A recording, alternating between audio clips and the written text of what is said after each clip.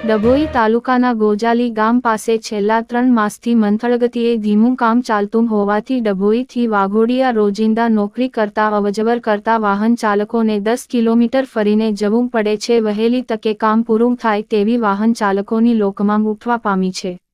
ડભોઈ તાલુકાના ગોજાલી ગામ પાસે નવીન બ્રિજનું નિર્માણ થઈ રહ્યું છે. રોજિંદા ડભોઈથી વાઘોડિયા અને વાઘોડિયાથી ડભોઈ નોકરી કરનારા મોટી સંખ્યામાં વાહનો લઈને અવરજવર કરતા હોય ત્યારે ઓવરબ્રિજનો તારીખ 11/2/24ના 3 મહિના થઈ ગયા. માત્ર પાયાનું જ કામ થયું હોય ધીમી ગતિથી ચાલતું કામ જેને લઈને વાહન ચાલકો અને અવરજવર કરતા લોકોને 10 કિલોમીટર ફરીને જવું પડે છે. ત્યારે વહેલી તકે કામ પૂરું થાય તેવી વાહન ચાલકોની માંગ ઉઠવા પામી છે. રિપોર્ટર અફઝલ રજા ખત્રી, GPK ન્યૂઝ.